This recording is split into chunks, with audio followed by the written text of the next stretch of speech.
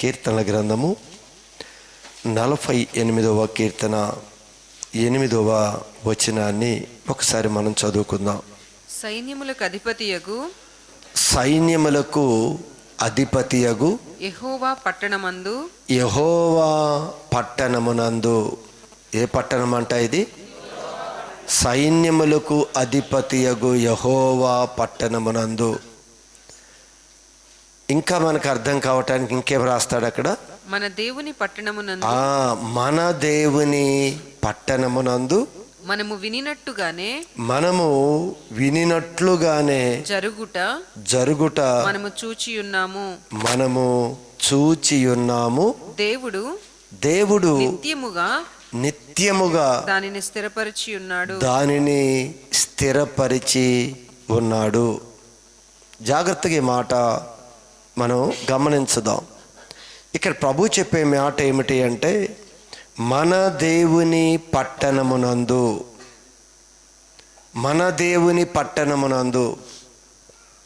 ఇక్కడ దేవుడి పట్టణము ఏంటి అంటే, దేవుని రాజ్యము మన మధ్యలోనే ఉంది అని చెప్పాడు. ఇదే ఆయన పట్టణం. ఆయన ఇక్కడ రాయబడిన మాట ప్రకారం మన దేవుని పట్టణమునందు మనము వినినట్లుగానే జరుగుట మనము చూచియున్నాము అని చెప్తున్నాడు. ఇక్కడ దేవుని పట్టణము అంటే దేవుడు రాజ్యాన్ని ఏలుతూ ఉన్న సమయంలో ఎవరైతే దేవుని యొక్క రాజ్యాధికారము అంటే దేవుని యొక్క ఏలుబడి కింద ఎవరైతే అంగీకరించి ప్రభువును అనుసరిస్తున్నారో ఆ పట్టణములో గురించి ఇక్కడ మాట్లాడుతూ ఉన్నాడు. అందుకే మరలా చదువుదాం. మన దేవుని పట్టణమునందు మనము వినినట్లుగానే జరుగుట మనము చూచియున్నాము. మనము వినినట్లుగానే. చాలా సందర్భంలో మన దేవుని గురించి చాలా విషయాలు మనం విన్నాం. ఒకటి కాదు, రెండు కాదు. దేవుని గురించి ఎంత సమాచారం మన ముందుకు వచ్చింది అంటే చాలా ఎక్కువ సమాచారమే మన ముందుకు వచ్చాయి. ఇవన్నీ కూడా దేవాలయానికి వచ్చాం, మనం నిత్యము ఆలకిస్తున్నాం. దేవుని సన్నిధికి రాకముందు దేవుని గురించి కొన్ని మాటలు విన్నాము. దేవాలయానికి వచ్చిన తర్వాత కూడా దేవుని గురించిన అనేకమైన సంగతులు మనం ఏం చేశాం? విన్నాం. అన్నీ కూడా విన్నాం. అయితే ఇక్కడ ఏం రాస్తున్నాడు అంటే, దేవుని పట్టణములో మనము వినినట్లుగానే. పరిశుద్ధ గ్రంథము ఏదైతే మనకి తెలియచేస్తూ ఉందో అవన్నీ విన్నట్లుగానే జరుగుట చూచియున్నాము. జాగ్రత్త గమనించండి. అన్నీ కూడా మన కళ్ళారా చూస్తున్నాం. ఏదైతే విన్నామో బైబిల్ గ్రంథంలో చాలా సందర్భంలో చాలా విషయాలు మనం విన్నప్పుడు నిజమేనా ఇది అని అనిపించిన రోజులున్నాయి. కానీ కాలక్రమేపా అవన్నీ కూడా ఒకటిగా మన ముందు జరుగుట మనం చూస్తూనే ఉన్నాం. ఎందుకు అనేక మంది దీన్ని చూడలేకపోతున్నారు అంటే, దేవుని పట్టణములో దేవుని పిల్లలుగా మనం ఉంటే అవి ఖచ్చితంగా ఆ దేవుని యొక్క కార్యాలన్నీ మనం చూస్తాం. విన్నవి మనం ఎందుకు చూడలేకపోతున్నామో తెలుసా? ఈరోజు చూడండి, దేవుడు ఇశ్రాయేలు యొక్క రాజ్యాన్ని ఆయన పాలిస్తున్నప్పుడు ఈ ఇశ్రాయేలు ప్రజలందరూ కూడా మాకు రాజు కావాలి అన్నారు. అప్పటి వరకు ఆ రాజ్యాన్ని పరిపాలిస్తుంది ఎవరు? దేవుడు పరిపాలన చేస్తున్నాడు. కానీ వారు దేవుని యొక్క పరిపాలన వారు అంగీకరించలేదు. ఈ దినం కూడా ఇక రాయబడి ఉన్న విధంగా మన దేవుని పట్టణమునందు దేవుని రాజ్యం మన మధ్యలోనే ఉంది. మనందరం దేవుని యొక్క రాజ్యంలోనికి ప్రవేశించాం. ఈ రాజ్యంలోనికి ప్రవేశించిన మనందరం కూడా దేవుని యొక్క అధికారానికి దేవుని యొక్క ఏలుబడికి మనం అంగీకరించినట్లయితే మనం ఏదైతే చూసామో ఏదైతే విన్నామో వాటన్నిటినీ ఈరోజు మనం కనులారా చూస్తాం. ఎందుకు అనేక మంది చూడలేకపోతున్నారో తెలుసా? విన్నాం కదా, దేవుని యొక్క గొప్పతనం ఇది కదా, దేవుడు ఎలాంటి కార్యాలు చేశాడు కదా, కనికరం ఇంత గొప్పది కదా, ఆయన ప్రార్థన ఆలకించేవాడు కదా, ఆయన యొద్దకి ఆశ్రయిస్తే ఎవరిని త్రోసివేయడు కదా, ఇలా అనేకమైన మాటలు ఆలకించాం. కానీ కొందరు కనులారా చూశారు ఆ కార్యాలు, ఏదైతే విన్నారో వాటన్ని కార్యాలు చూశారు. ఎందుకు కొంతమంది చూడలేకపోతున్నారు అంటే వారు దేవుని యొక్క నడిపింపుకి, దేవుని యొక్క ఏలుబడికి వారు తన అప్పగించుకోని వారు అనేక మంది ఉన్నారు. అందుకే విన్నవి వారు చూడలేకపోతున్నారు. విన్నవి విన్నట్లుగానే ఉన్నాయి, కానీ వాటిని కనులారా చూడలేదు. అయితే ఇక్కడ కీర్తనాకారుడు చక్కని మాట రాస్తూ, మన దేవుని పట్టణమునందు, మనము వినినట్టు, అది మన దేవుని పట్టణము అనే పదములో మనకు అర్థం కావాలంటే మన దేవుని యొక్క సన్నిధిలో, మన దేవుని యొక్క సంఘములో, సంఘానికి కాపరి ఆయనే, రాజు ఆయనే, యజమానుడు ఆయనే. అయితే ఇక్కడ రాయబడి ఉన్న మాట ప్రకారం మన దేవుని పట్టణమునందు మనము వినినట్లుగానే జరుగుట మనము చూచి ఉన్నాము. అందరూ చూడలేదేమో, అనేక మంది మాత్రం దాన్ని చూశారు, చూసి ఉన్నాము. దేవుడు నిత్యముగా దాన్ని స్థిరపరిచాడు. ఏని స్థిరపరిచాడు? నువ్వు ఏదైతే విన్నావో అవన్నీ కూడా నువ్వు ఖచ్చితంగా కనులారా చూస్తావు. ఆ విధంగా స్థిరపరిచాడు ఆయన. చెప్పింది ఒకటి, చేసేది ఒకటి కాదు. ఏది జరుగుట మనం విన్నామో అది కళ్ళారా మనం చూస్తాము. కీర్తనాకారుడు అంటున్నాడు, మేము చూశాము. భక్తులు చూశారు, ఈరోజు సంఘంలో ఉన్నవారు అనేక మంది చూశారు. ఒకప్పుడు ఏదో వార్త విని వచ్చాం, అవి కనులారా దెయ్యాలను ఎలా బయటికి తోలివేస్తున్నాడో, ఏ విధంగా స్వస్థత పరుస్తున్నాడో, ఏ విధంగా తన అద్భుత కార్యాలు చేస్తున్నాడో, ఇవన్నీ ఈరోజు మన కళ్ళారా కూడా చూస్తున్నాం. అదే వాక్యం చెబుతుంది, దేవుడు నిత్యముగా వాటిని స్థిరపరిచాడు. అయితే ఇక్కడ మనం గ్రహించవలసింది ఏమిటి అంటే, మనము వినినట్లుగా, అసలు ఏమి విన్నాం? మనం వినినట్లుగానే మనం చూస్తున్నామంట. అసలు మనం ఏమి విన్నాం? దేవుని గురించి ఏ సమాచారం విన్నాం? అసలు దేవుని యొక్క ప్రేమ ఎంత గొప్పది, దేవుని యొక్క కార్యాలు ఎలాంటివి? ఇక్కడ ప్రకటన గ్రంథంలో ఒక విషయం రాసుకుంటూ వచ్చాడు. అది కొత్త భూమి, కొత్త ఆకాశము ఉన్నప్పుడు, దేవుని ఏలుబడి ఉన్నప్పుడు దేవుని రాజ్యములో ఏ విధంగా ఉంటుంది అని రాసుకుంటూ వచ్చాడు. ఇప్పుడు కూడా దేవుని రాజ్యములో మనం ఉన్నాం కనుక ఇప్పుడు కూడా అలాంటివే మన మధ్యలో జరుగుతాయి. చూడు ఒకసారి ప్రకటన గ్రంథము 21వ అధ్యాయం 3వ వాక్య భాగం చూడండి. ప్రకటన గ్రంథము 21:3. ఇదిగో దేవుని నివాసము మనుషులతో కూడా ఉన్నది. అది మనుషులతో కూడా ఉన్నది. ఇది రేపు ఈ ఆకాశము భూమి గతించిపోతాయి, కొత్త ఆకాశము కొత్త భూమి వస్తుంది. ఆ సందర్భంలో కూడా దేవుని యొక్క నివాసము ఆ రోజు మన మధ్యలోనే ఉంటుంది. ఇప్పటికీ దేవుని రాజ్యం మన మధ్యలో ఉంది కనుక ఇప్పుడు కూడా దేవుని నివాసం మన మధ్యలోనే ఉంది. ఉందా లేదా? దేవుడు మన మధ్యలో ఉన్నాడా లేదా? ఆయన మన మధ్యలోనే ఉన్నాడు. ఆయన అదే విషయాన్ని ఇక్కడ రాస్తూ ఉన్నాడు. ఏమంటున్నాడు? దేవుని నివాసము మనుషులతో కూడా ఉన్నది, మనుషులతో కూడా ఉన్నది. ఆయన వారితో కాపురముండును, వారితో కాపురముండును. వారు ఆయన ప్రజలయ్యుందురు. చూసారా, ఆయన మనతోనే కాపురం ఉంటాడంట. వారు ఆయన ప్రజలయ్యుందురు, మనము ఆయన ప్రజలై ఉంటాము. దేవుడు తానే వారి దేవుడై ఉండి, దేవుడు తానే మన దేవుడై ఉండి వారికి తోడై ఉండును, మనకి తోడుగా ఉంటాడు. ఆయన వారి కన్నుల ప్రతి బాష్ప బిందువును తుడిచివేయును, ఆయన తుడుస్తాడు. ఇవన్నీ మనం వింటున్నాం. మనం లేఖనాలు చదువుతున్నప్పుడు దేవుడు ఏ విధంగా మన కన్నీటి బాష్ప బిందువును తుడుస్తాడు, దేవుడు ఎలా మనకు తోడుగా ఉంటాడు, ఏ విధంగా మనం నడిపిస్తాడు, ఏ విధంగా ఆయన ఒక తండ్రిగా, ఒక యజమానుడిగా, ఒక కాపరిగా ఎలా మనతో ఉంటాడు అనేది ఇవన్నీ మనం వింటూనే ఉన్నాం. అదే విషయాన్ని ఇక్కడ కూడా రాస్తూ ఉన్నాడు. మరణము ఇక ఉండదు, దుఃఖమైనను ఏడ్పైనను వేదనైనను ఇక ఉండదు, మొదటి సంగతులు గతించిపోయెను. ఇవన్నీ చెప్తున్నాడు. ఇలాంటివి దేవుని యొక్క వాక్యంలో లేఖనాల్లో చూస్తున్నప్పుడు దేవుని యొక్క ప్రేమ ఇవన్నీ తెలియచేస్తూనే ఉంది.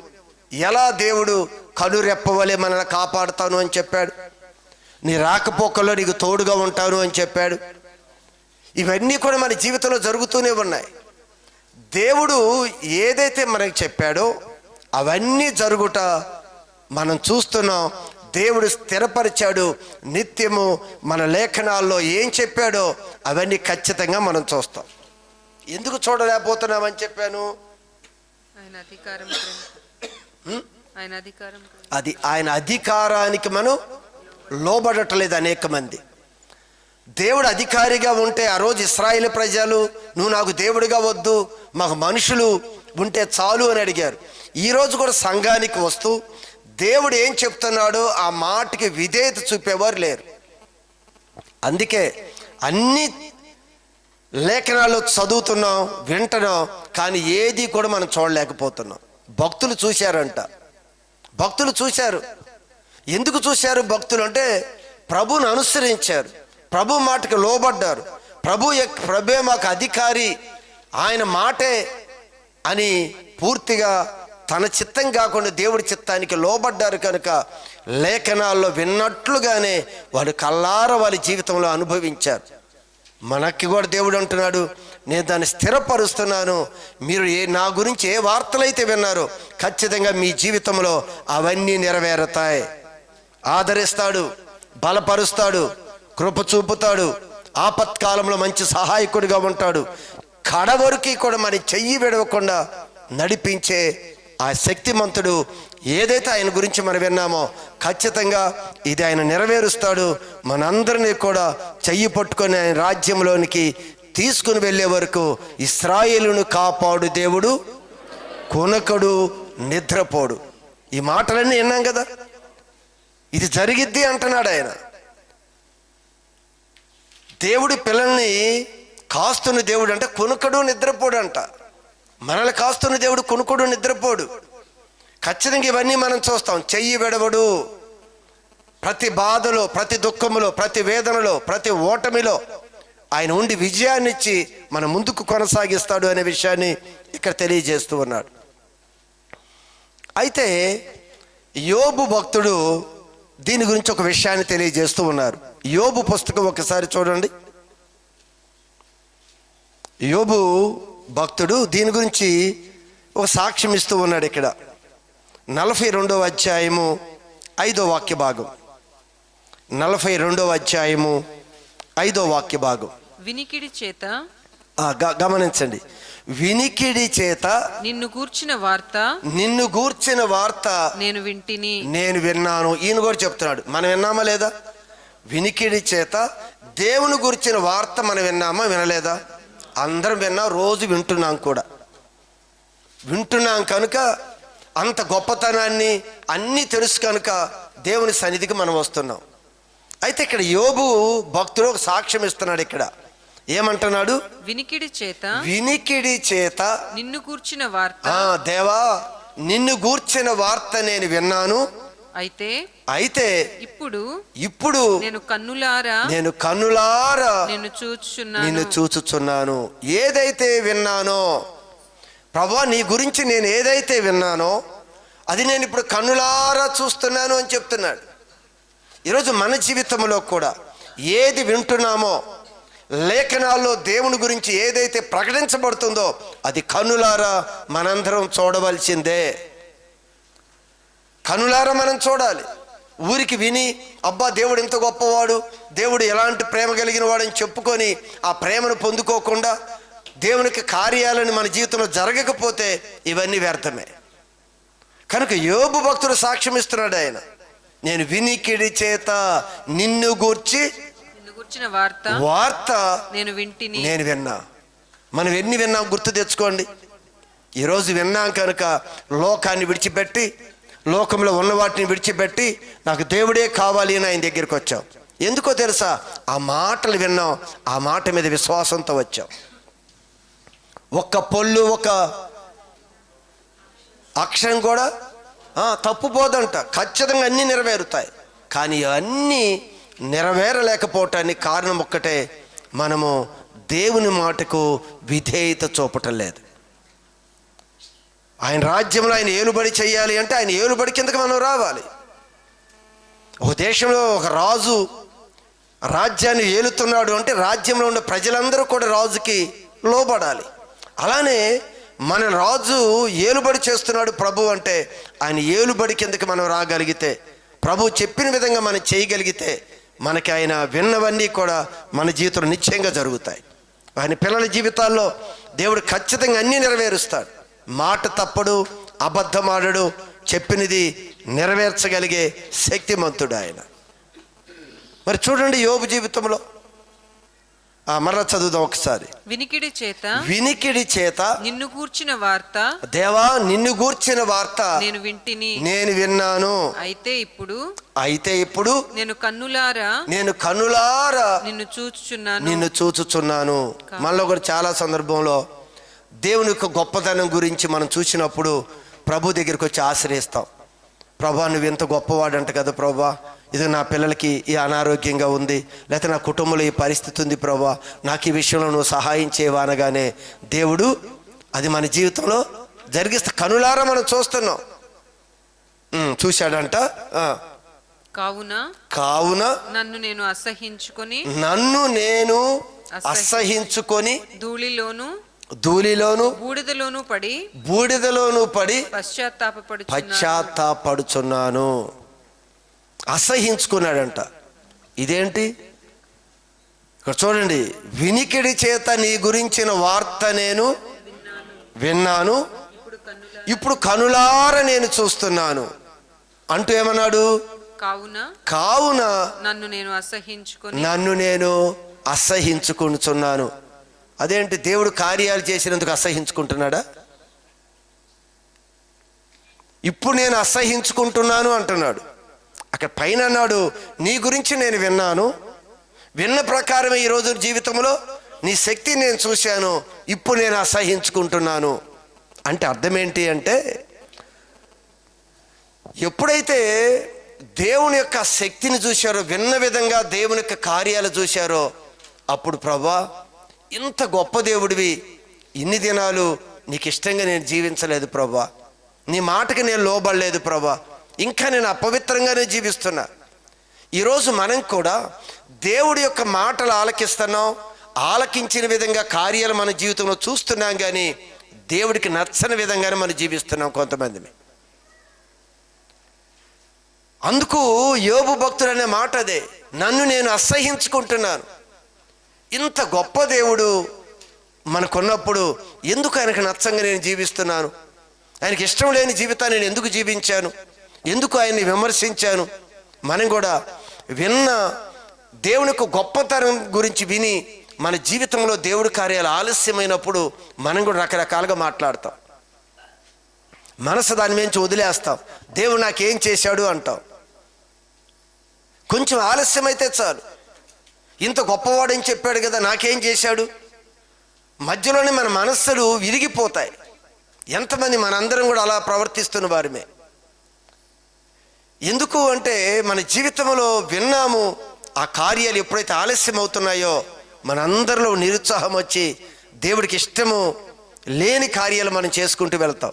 కొన్నిసార్లు కోపం వచ్చి దేవుడు ఏం చేశాడు, ఎందుకు నేను ఇలా ఉండాలి, ఎందుకు పరిశుద్ధంగా ఉండాలి, ఎందుకు నీతిగా ఉండాలి, ఏం చేశాడని నాకు అని దేవుడి మీద తిరగబడిన దేవుని పిల్లలు కూడా ఉన్నారు, లేరా? మనం కూడా తిరగబడి ఉంటాం. తిరగబడలేదా? ఏదో ఒక రోజు దేవుడు అనుకునే విధంగా చేయకపోతే మనం కూడా ఆయన మీద తిరగబడతాం. ఏం చేశాడు, ఎందుకు నీతిగా ఉండాలి, ఏం జరిగిందని, ఎందుకు సమయానికి రావాలి, ఎందుకు వాక్యం చదవాలి, ఎందుకు ప్రార్థన చేయాలి, ఎందుకు అబద్ధాలు ఇవన్నీ మానుకుంటే ఏమొచ్చింది, ఇంత బాగున్నాను, ఈ బాగున్నప్పుడు నా జీవితంలో జరిగినప్పుడు నేనెందుకు ఎలా ఉంటాను అని దేవునికి అయిష్టంగా జీవించిన వారిని కూడా ఉన్నాం. అందుకే యోబు అంటున్నాడు, నేను ఇప్పుడు అసహించుకుంటున్నాను, నేను అసహించుకుంటున్నాను.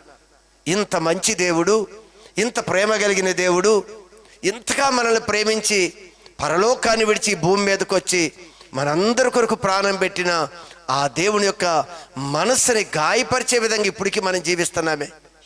ఇంకా ఆయన హృదయాన్ని గాయపరిచే విధంగా మన ప్రవర్తన అలానే ఉందే.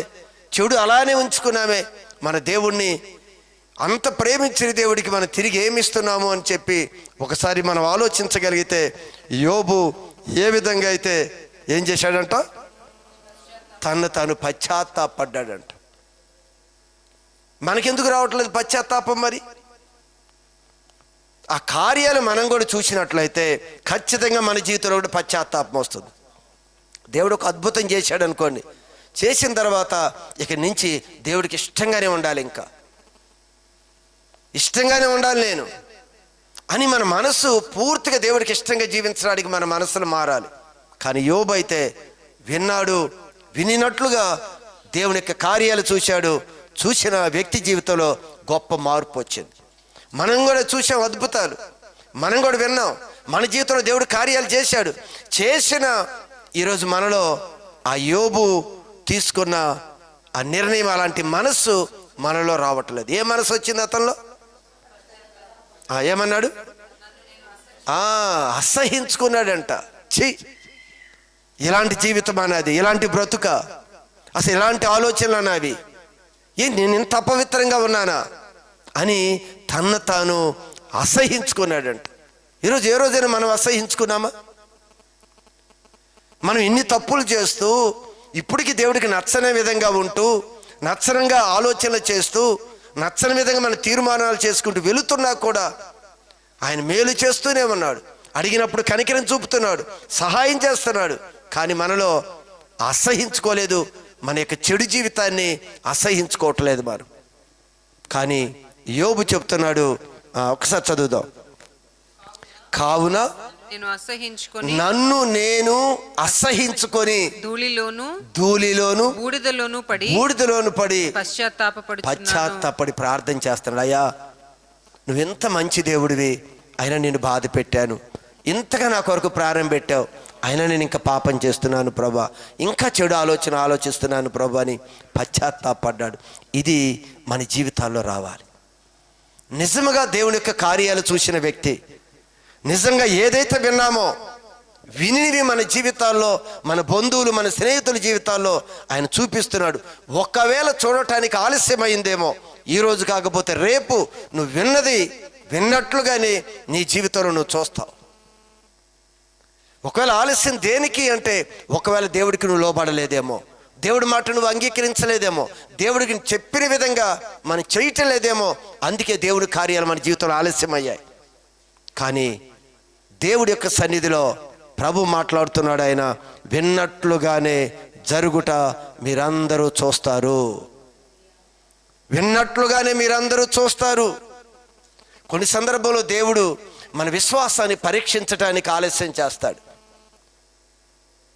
దేవుడు ఎప్పుడు మనతోనే ఉంటాడు. ఆయన మన విశ్వాసాన్ని పరీక్షించడానికి కొన్ని దినాలు మనకి దేవుడు మాట్లాడటం ఆలస్యం చేయొచ్చు. యోబు జీవితంలో కొన్ని దినాలు కష్టాలు వచ్చాయి, యోసేపు జీవితంలో కొన్ని దినాలు కష్టాలు వచ్చాయి, వీరందరి జీవితంలో వచ్చాయి. కానీ దేవుడు విన్నట్లుగానే చెప్పినట్లుగానే చివరికి వారికి చేసి వారి ఘనపరుచుకుంటూ వచ్చాడు. ఎవరిని విడిచిపెట్టాడు. గమనించండి, ఏది విన్నావో దేవుడి కొరకు నువ్వు ఆ కార్యాలన్నీ దేవుడు నీ జీవితంలో జరిగిస్తాడు, జరిగిస్తూ ఉన్నాడు. జరిగించిన మనలో రావాల్సింది ఏంటో తెలుసా? ప్రభా, అసహించుకోవాలి మనల్ని మనం. నేను ఇలా ఉన్నాను ప్రభా, నా మనసే మంచిది కాదు, నా మనసే చెడ్డది. మనకు తెలుసు మన మనసు ఎలాంటిదో, మన ఆలోచనలు ఎలా ఉంటాయో మనకే తెలుసు, బయట వారికి తెలియదు. మన ఉద్దేశాలు, మన సంకల్పము, ఏం చేద్దాం అనుకుంటున్నావు మనకే తెలుసు. కానీ యోబుకి అర్థమైంది, పశ్చాత్తాపడ్డాడు, బూడిదలో కూర్చున్నాడు, దేవుని సన్నిధిలో ప్రార్థన చేశాడు. అయ్యా, ఇక్కడి నుంచి నేను ఎలా ఉండను, అపవిత్రంగా ఉండను, చెడుగా ఉండను. నువ్వు గొప్ప దేవుడు కదా నాయన, నీ నామానికి అవమానం తెచ్చేవాడిగా నేను ఉన్నాను. అలా ఉండను ప్రభా, నీ నామం ఘనపరచబడాలి, నీ నామం పరిశుద్ధపరచబడాలి, నీ నామం అన్ని విషయాల్లో కీర్తి వచ్చే విధంగా నేను జీవిస్తాను ప్రభా అని చెప్పి ఎవరైతే ఆ పశ్చాత్తాపడతారో ఆ ధూళిలో దేవుడు వారిని మిక్కిలిగా ప్రేమిస్తున్నాడు ఆయన. కనుక మనందరి జీవితాలు ఒక్కడే గమనించండి, ఏదైతే విన్నామో ఖచ్చితంగా దేవుడు అవి మనల్ని చూసే విధంగా చేస్తాడు. నీ పిల్లల జీవితాల్లో జరుగుతాయి, నీ జీవితాల్లో జరుగుతాయి.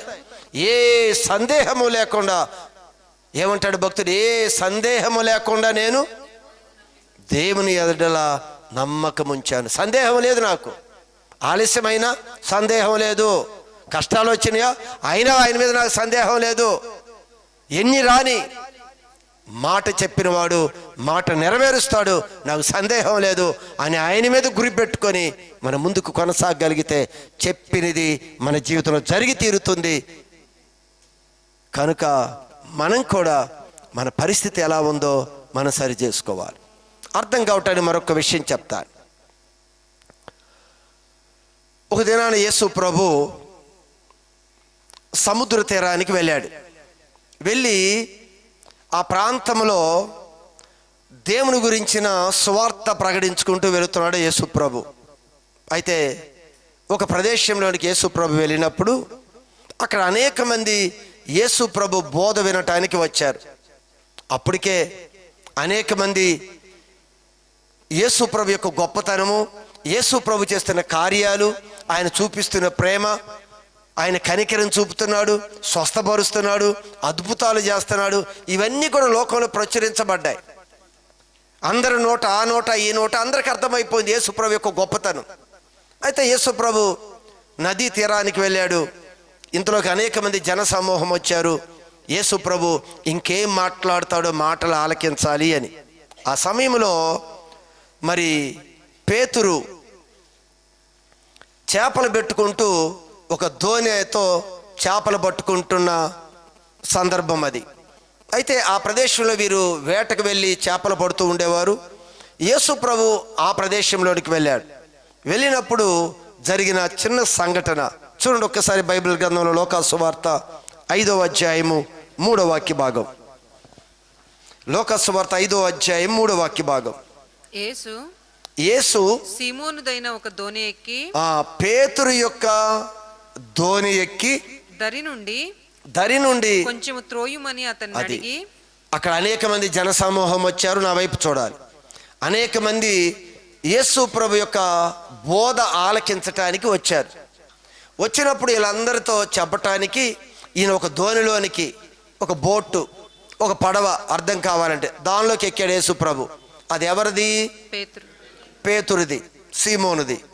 ఎక్కి కొంచెం లోతుకి నడిపించమన్నాడు. అయితే జనాలు ఉన్నారు కనుక కొంచెం దరి నుంచి కొంచెం లోతుకి వెళ్ళారు. యేసు ప్రభు నిలబడ్డాడు, మాట్లాడటం ప్రారంభించాడు. చాలా విషయాలు యేసు ప్రభు మాట్లాడుకుంటూ వచ్చాడు. దేవుని యొక్క రాజ్యం కొరకు అవనివ్వండి, ఇంకా ఏం మాట్లాడాడు యేసు ప్రభు? అనేకమైన బోధలు మాట్లాడుతూ ఉన్నాడు. జనాలందరూ ఆలకిస్తూ ఉన్నారు. పేతురు కూడా ఆలకిస్తూ ఉన్నాడు. అంతకుముందు పేతురుకు తెలుసు, ఆ నోట ఏ నోట పేతురుకి యేసు ప్రభు గురించి కొన్ని మాటలు తెలిసి ఉంటాయి.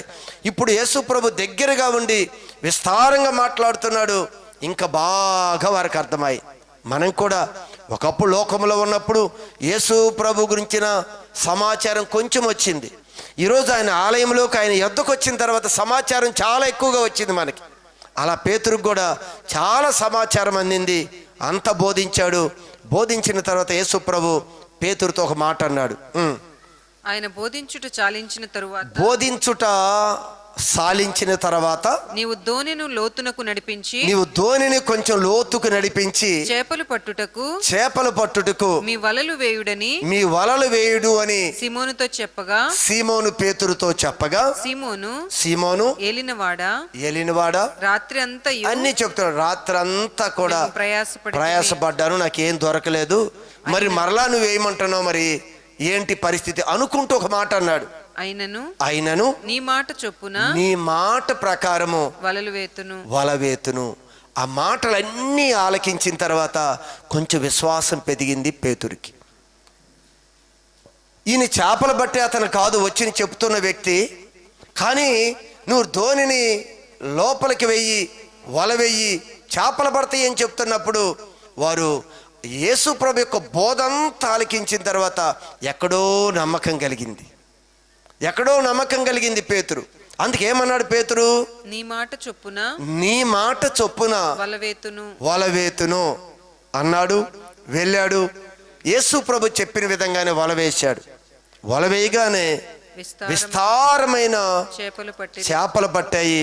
అయితే బయటికి వచ్చిన తర్వాత పేతురు జరిగినది ఏంటంటే, ఇప్పుడు సిమోను పేతురు అది చూచి సీమోను పేతురు ఆ చూచి విస్తారమైన చేపల యొక్క సమృద్ధిని చూచి యేసు మోకాళ్ళ ఎదుట సాగిలపడి యేసు ప్రభు యొక్క మోకాళ్ళ ఎదుట సాగిలపడి, ప్రభువా నన్ను విడిచిపొమ్ము, నన్ను విడిచిపొమ్ము, నేను పాపాత్ముడనని నేను పాపాత్ముడిని అని చెప్పాడు. ఏదైతే విన్నాడో, విన్నది తన జీవితంలో చూస్తున్నాడు పేతురు. విన్నాడు. ఈరోజు విన్న ఆ మాటలను బట్టి ఇదిగో విశ్వాసం ఉంచాడు. వెంటనే దేవుని యొక్క కార్యాలని చూశాడు పేతురు. మనందరి జీవితాల్లో కూడా ఏది వింటున్నామో ఆ మాట మీద విశ్వాసం ఉంచడం మొదటగా మనం నేర్చుకోవాలి. వినగానే పేతురు మాట మీద నమ్మకం ఉంచాడు. నాకైతే నమ్మకం లేదు ప్రభా. ఈరోజు మన జీవితాల్లో కూడా, మన కుటుంబం, లేకపోతే మన జీవితాలు, మన ఆర్థిక ఇబ్బందులు, మన శరీరంలో ఉన్న రోగాలు, మనకున్న ఫైనాన్స్ ప్రాబ్లం, ఏదైనా సరే ఇది నా వల్ల కాదు, కానీ ప్రభా నువ్వేదైనా చేయగలవు, నీ మాటను బట్టి నేను అడుగు వేస్తున్నాను. పేతురు చిన్న విశ్వాసం ఉంచాడు. వెంటనే గొప్ప అద్భుతాన్ని చూశాడు. దేవుడు ఏదైనా చేయగలడు. ఈరోజు మనతో మాట్లాడుతున్నాడు కదా, ఆయన చేయగలడు. కానీ నువ్వు నమ్మలేకపోతున్నావు. పేతురు నమ్మకం ఉంచాడు. ఏది విన్నాడో, విన్న మాట మీద నమ్మకం ఉంచాడు. ఏ నమ్మాడో, నమ్మిన కార్యాన్ని చూశాడు. చూసిన తర్వాత ఏమంటున్నాడు? యోబు ఏమన్నాడో అదే మాట అంటున్నాడు పేతురు కూడా. పేతురు కూడా, అయ్యా నేను పాపాత్ముణ్ణి. ఈరోజు మనందరి జీవితాల్లో కూడా దేవుని కార్యాన్ని మనం చూడాలి. మనం కూడా గమనించండి, ఎన్నో లేఖనాలు తెలియచేస్తున్నాయి. లేఖనాలు ఏవి కూడా నిరర్ధకము కావు అని చెప్పాడు. భూమి ఆకాశము ఒకవేళ గతిస్తాయి, ఖచ్చితంగా గతిస్తాయి, కానీ దేవుని మాటలో ఒక సున్నా అయినా పొల్లైనా తప్పిపోదు. అంతే. భూమి, ఈ ఆకాశము, ఈ భూమి గతించిపోతాయి. మన ప్రకటన గ్రంథం చదివాం, కొత్త భూమి కొత్త ఆకాశము. ఈ భూమి ఆకాశం ఉండవు, ఇవన్నీ గతించిపోయినా సరే దేవుడు ఏ మాట అయితే మనతో చెప్పాడో, ఏ లేఖనాలు అయితే మన దగ్గర ఉపదేశిస్తున్నాయో ఖచ్చితంగా అవి జరిగి తీరుతాయి. నమ్మిన వాడు నా మహిమను చూస్తాను అని చెప్పాడు. ఈరోజు దేవుడు మనల్ని కనురెప్పవలే కాపాడేవాడు ఆయనే. మన యొక్క ప్రతి అక్కర ఆయన మహిమలో తీర్చేవాడు ఆయనే. నీ చింత నా మీదై, నేను చూసుకుంటానని చెప్పాడు. ఇది వాస్తవం. నువ్వు మాట నమ్ము. నమ్ముటి నీ వలనైతే సమస్తము సాధ్యం అన్నాడు. ఈ మాట నమ్మాలి నువ్వు. లేఖనాలు ఏం ఘోషిస్తున్నాయో, లేఖనాలు ఏం చెప్పాయో ఆ మాట మీద కానీ మనం నమ్మకం ఉంచగలిగితే ఖచ్చితంగా అవన్నీ మన జీవితంలో చూస్తాం. చచ్చిపోయిన వాళ్ళు బ్రతికించాడు ఆయన. అద్భుతాలు ఎన్నో. కుంటివాడి కాళ్ళు ఇచ్చాడు, గుడ్డివారికి చూపించాడు, చెవిటి వారికి వినికిడి శక్తి ఇచ్చాడు, మోగవారికి మాట ఇచ్చాడు, చచ్చిపోయిన వారిని అనేక మంది లేపాడు యేసు ప్రభు. అని అంటున్నాడు, ఈరోజైనా సరే ఏదైతే నువ్వు వింటున్నావో వాటిని నీవు నమ్ము. అవి నెరవేర్పు నువ్వు చూడాలి అంటే నీవు దేవుని మాటకి లోబడు. పేతురు అంటున్నాడు, నీ మాట ప్రకారం నేను వింటాను అన్నాడు. ఈరోజు మనం వినే మనసు లేదు. మాటలన్నీ వింటున్నాం, ప్రభు ఏం చేయమంటున్నాడో చేయలేదు. కానీ పేతురు అన్నాడు, నీ మాట ప్రకారం నేను చేస్తా, నీ మాట నేను వింటాను అన్నాడు. ఈరోజు మనం కూడా వినగలిగితే, ఆయన ఎలా నడవమన్నాడో, ఎలా ఉండమన్నాడో, ఎలా బ్రతకమన్నాడో ఆ విధంగా బ్రతికితే ఖచ్చితంగా పేతురు ఎంత అద్భుతాన్ని చూశాడో మనం కూడా మన జీవితాల్లో అంత అద్భుతాన్ని చూస్తాం. ఆ రోజు అర్థమవుతుంది, ప్రభా నేను పాపిని, ఈరోజు దేవుని బాగా తెలుసుకోలేదు, అందుకే మనం కూడా అసహించుకోవటం లేదు మనం చేసే తప్పులు. ఎందుకు ఇన్ని అబద్ధాలు, ఎందుకు ఈ విధంగా జీవిస్తున్నాం? ఏ విషయంలో మనకు బాధ లేదు. బాధ ఉందా చెప్పండి? రోజు ఏదో ఒక అబద్ధమా, ఏదో విధంగా మన మనస్సులన్నీ కూడా ఎంత చెడు ఉంటుందో మన అందరికీ తెలుసు. కానీ ఎవరు అసహించుకోవటం లేదు. ఎందుకంటే దేవుని యొక్క కార్యాలు మనం చూడలేకపోతున్నాం. ఆయన కార్యాలు ఒకవేళ జరుగుతున్నా కూడా ఆ కార్యాలని మనం గ్రహించలేకపోతున్నాం. పేతురు వాటిని చూడగానే వెంటనే స్ట్రైక్ అయిపోయింది, అర్థమైపోయింది, యేసు ప్రభు పాదాల మీద పడిపోయాడు. మనం కూడా ఇన్ని కార్యాలు చూస్తున్నాం కదా, దేవుడు మన జీవితాల్లో మన కుటుంబాల్లో ఎన్ని కార్యాలు చూస్తున్నాం కదా. అప్పుడైనా పౌలు పాదాల దగ్గర పడి, అయ్యా అయినా నేను ఇప్పుడు వరకు చెడులో ఉన్నాను, నేను పాపాత్ముని నేను విడిచిపెడతాను అని చెప్పి ప్రభు దగ్గర సాగిల పడగలిగితే ప్రభు కృపలో ఆయన అన్న మాట ప్రకారం ఆయన మనందరినీ వర్ధిల్లింపు చేసి నిత్య రాజ్యానికి మనల్ని ఆయన స్వతంత్రులుగా చేయునుగాక. ఆమేన్. చిన్న